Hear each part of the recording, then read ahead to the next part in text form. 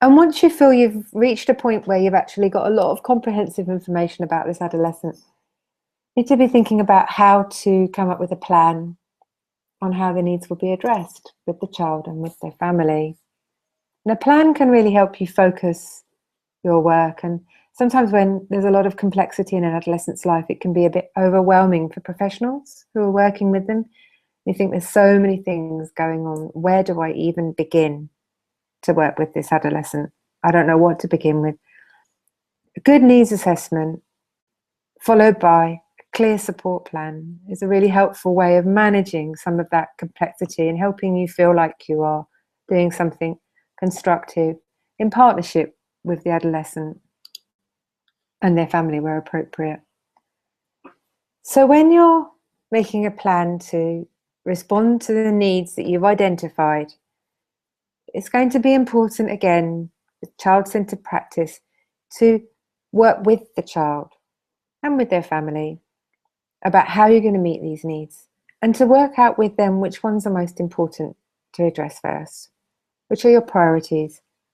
And we know that when we think about needs, basic fundamental needs need to be met before you can meet more complex, more sophisticated needs. So a child needs to be securely housed, have access to food, be safe, be warm, before you can meet more complex needs like perhaps, their capacity to adhere to a medication regime, their willingness to engage in clinical care.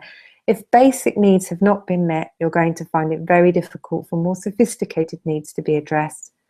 So prioritizing needs, planning to meet basic needs first, how are you going to address these, is a really helpful way of kind of ranking and working through a range of things that have been identified that are difficult.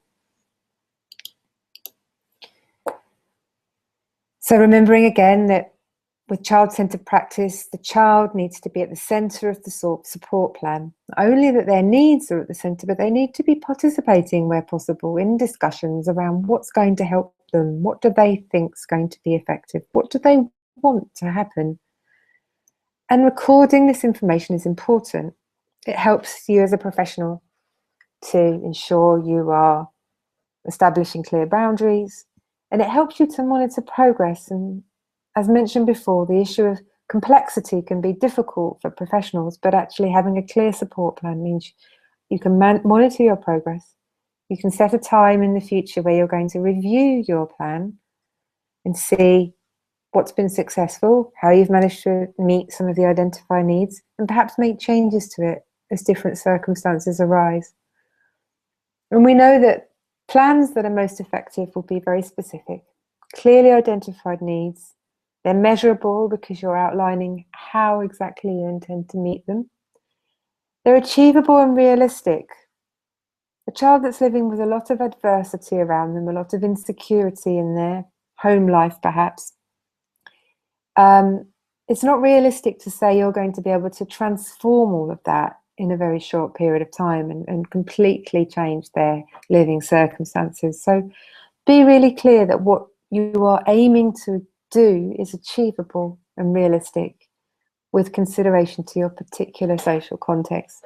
And giving timescales are helpful. It helps you and the child and their family feel like you have something clear to work towards and a point where you're going to review how successful the plan has been.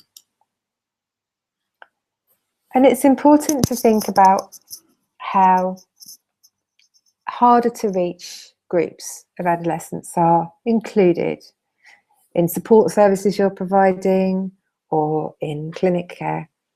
How are you going to ensure that you really are able to include all adolescents with HIV in your social context?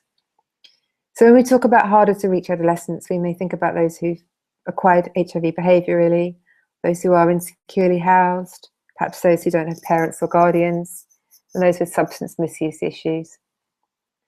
And some critical considerations for service development with this particular group of adolescents are: how flexible can your services be? Is it possible for staff to be available at different times of day, maybe in the evenings and over the weekend?